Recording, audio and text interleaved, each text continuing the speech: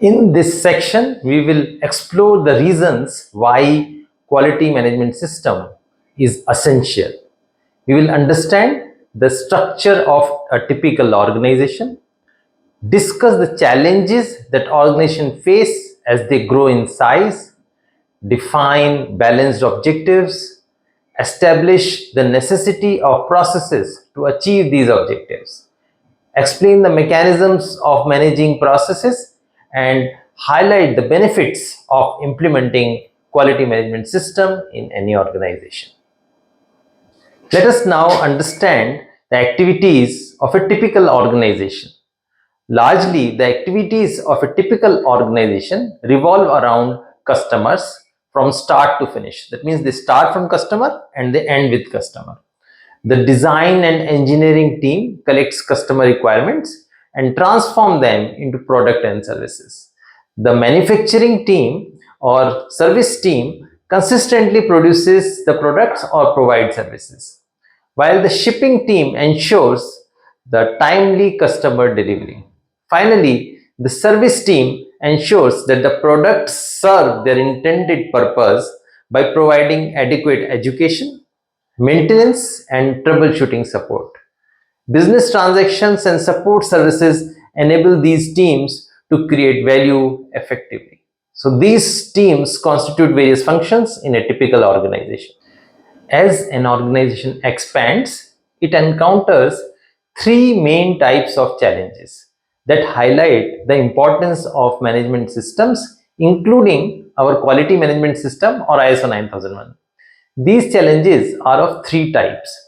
Challenges related to objectives, we will discuss about it in detail. Underachievement or mediocrity related challenges, and people related challenges. Addressing these issues can clarify the significance of implementing effective management system. The first category of challenge is challenge related to objectives. The first challenge related to objective is unclear or short-term objectives. This habit actually occurs when an organization is tiny, delivering products and services to very few customers, and only financial objective drive the organization. When the organization is growing, it needs to balance its objectives with other types of objectives like customer, like people, like other processes to even manage the financial performance in long term. But organization in its old habits of total focus on financial is not able to grow with other type of objectives. The second challenge is lack of accountability. In a small organization, everybody does everything. When an organization grows, due to increased work in each domain, nobody is accountable for anything because everybody is accountable for everything. And therefore, a management system is required to assign the roles and responsibilities more clearly. The third challenge is unclear linkage of financial and non-financial objectives. Mid-sized organizations, although start establishing some non-financial objectives, however, they are not able to see the impact of these non-financial on the business performance. For example, some companies start setting goals for training mandates, but when we ask what is the return on investment, it is very difficult for them to calculate in absence of good, effective, balanced objectives. The second type of challenges are underachievement or mediocre performance related challenges, which are basically can be reasoned out to two types of challenges, which is one is lack of resources. Because of unclear linkage of objectives to business performance, usually results in no or little provisioning of resources done for activities which are very critical to product service realization. Starving activities are therefore incomplete, resulting into underachievements. So typically, since we don't understand linkage of non-financial to financial, we don't provide resources to non-financial, which results into underperformance of organization as a whole. The sub-optimization by functional silos.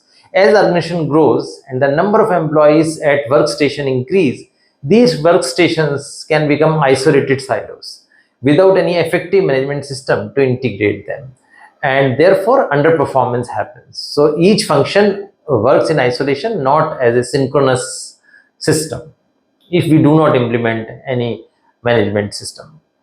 The third type of challenges are people related challenges, and which is largely due to unavailability of required skills and competencies. Small organizations have habit of developing people on the job. Systematic hiring or development remains a challenge for most companies, whereas the management system demands establishment of such systems which ensure availability of skills and competencies. Since balanced objectives are achieved when we implement any management system, it is important that we understand what is balanced objectives.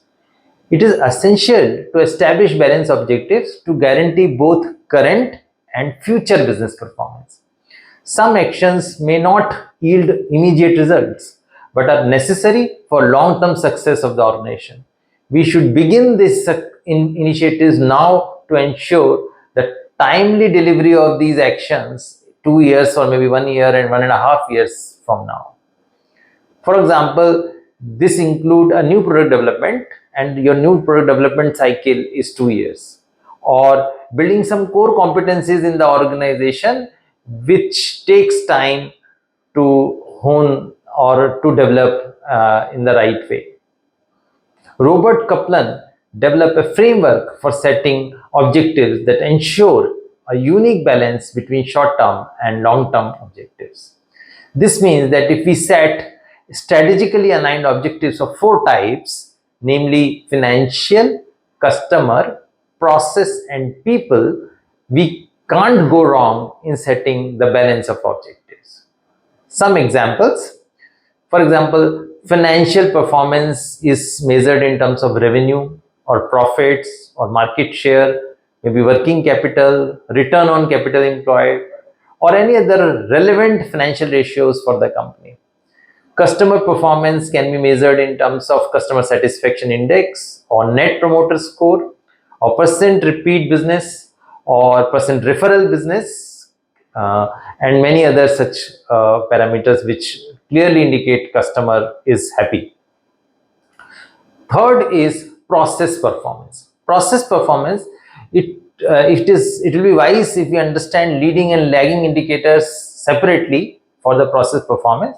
For example, some of the lagging indicators in process performance can be number of new products developed by the company, production, how much production is increased by the company, percentage on time in full deliveries to the customer, or how much time we take in resolving customer complaints are the lagging parameters of process performance. Some leading process performance indicators can be number of iterations in verification and validation of new products, or RM consumption ratios, or key cost elements in the company, asset utilization or maybe availability of the equipment, changeover losses that we are making, incoming raw material rejection. Largely these leading indicators have an impact on lagging indicators. Examples of people performance can be long term and short term again. If you are focusing on employee satisfaction or participation of employees in various improvement programs or reducing employee attrition, the focus is long term. Whereas when we are focusing on skill availability of for performing on specific processes or managerial competencies, we can do it in a relatively shorter time. Typically, if we work on skill and competencies, our employees are able to perform and have a positive score on satisfaction. Please refer the picture showing 4 types of performances. The left side broadly indicates short term, while the right side indicates long term. In the same way, the top portion is relatively short term compared to the bottom one.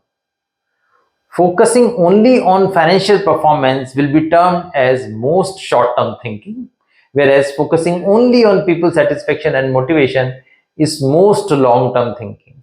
We can't exist if we do not balance all the 4 blocks.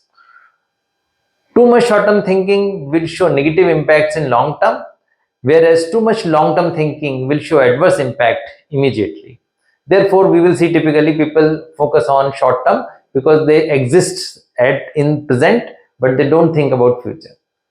Management system help increase balance between the objectives and insist on having all four type of objectives and enable organization to be successful in present as well as in future.